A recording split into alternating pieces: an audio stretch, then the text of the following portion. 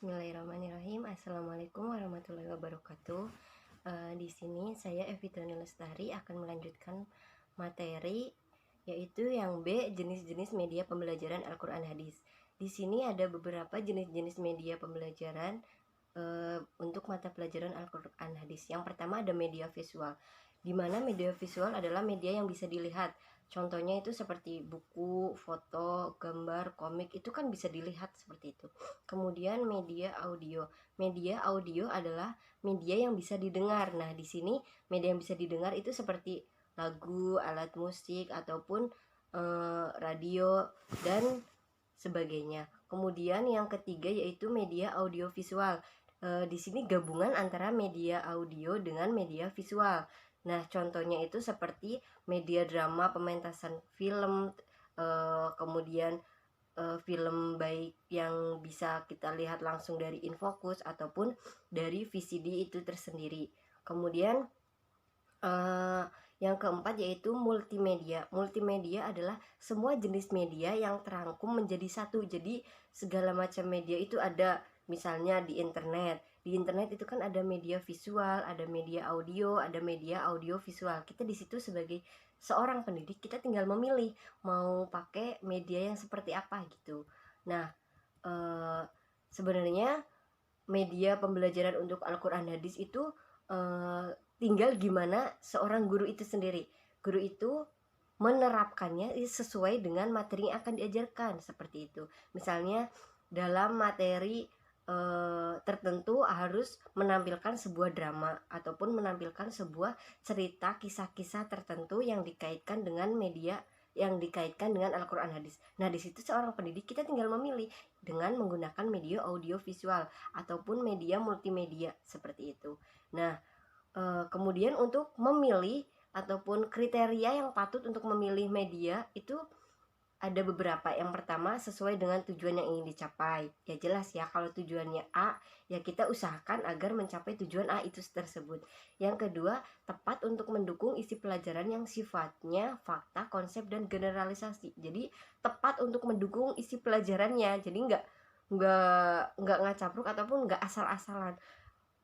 Materinya apa, medianya apa, kemudian ketika digabungkan menjadi sesuatu yang tidak nyambung ataupun rancu, itu kan nanti akan sangat aneh dan peserta didiknya juga akan bingung, malah tujuannya nantinya malah tidak tercapai. Nah, itu sebagai tugas guru harus bisa menyambungkan ataupun menyatukan antara media dengan materinya seperti itu. Yang ketiga, praktis, luas, dan bertahan. Maksud di sini tidak mudah rusak, tidak mudah hancur seperti itu. Jadi harus juga tidak merepotkan. Jadi harus yang mudah-mudah saja, praktis ataupun mudah dijangkau. Terus kemudian tidak mempersulit baik guru ataupun peserta didiknya ketika dalam kegiatan belajar mengajar seperti itu.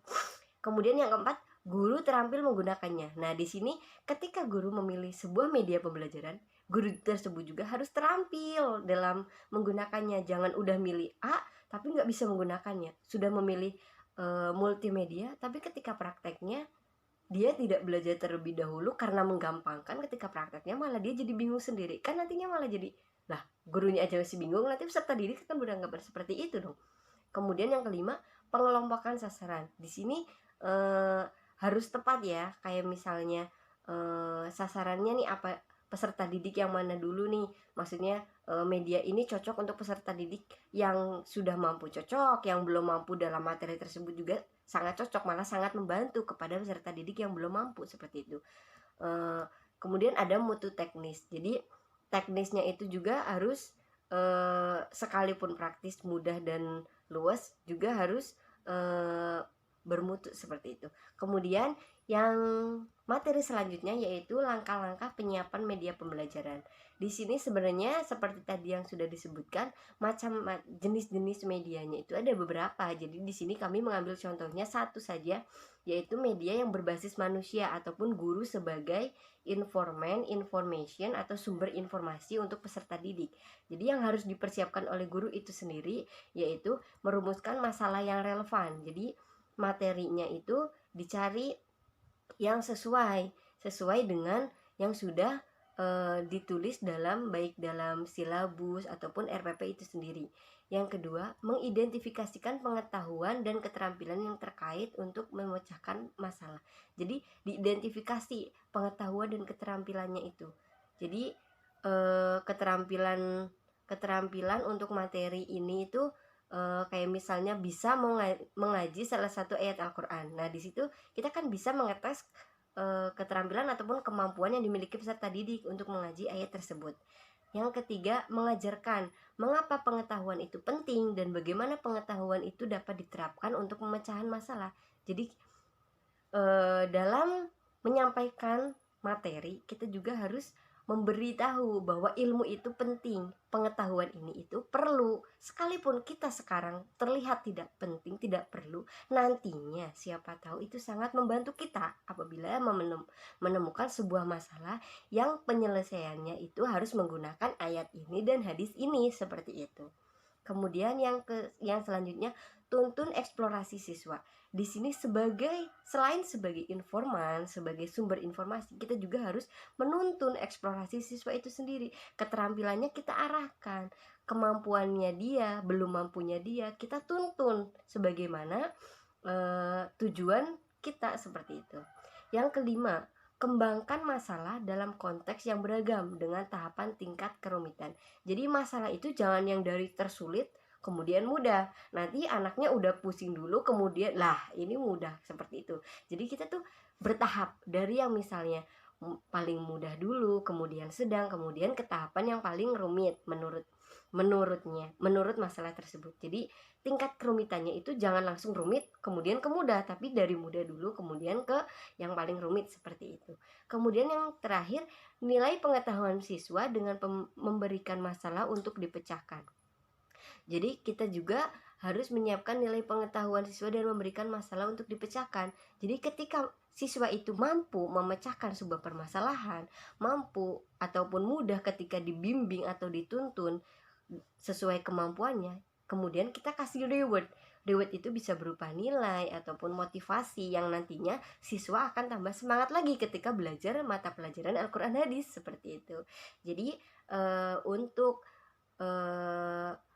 media berbasis manusia itu hal-hal yang perlu disiapkan atau langkah yang perlu disiapkan itu sebenarnya seperti itu. Kemudian ada juga media yang berbasis cetakan. Nah, untuk media yang berbasis cetakan itu biasanya buku, nah ataupun sumber buku ataupun LKS ataupun buku yang sudah ada. Nah, biasanya dalam membuat silabus RPP itu kita sudah menentukan sumber dari materi ini tuh apa saja selain dari guru itu sendiri gitu. Jadi mau dari buku ya bukunya buku apa, mau dari internet ataupun mau dari apa juga kita harus menentukan, seperti itu. Nah, kalau untuk yang cetakan itu biasanya dari buku, baik buku paket maupun buku LKS. Nah, ketika sudah ditentukan ya kita tinggal mempersiapkan. Kalau materinya ini ya kita persiapkan sesuai dengan materi yang akan diajarkan, bukunya dipersiapkan, halamannya. Kalau misalnya guru itu sudah persiapannya sangat matang, biasanya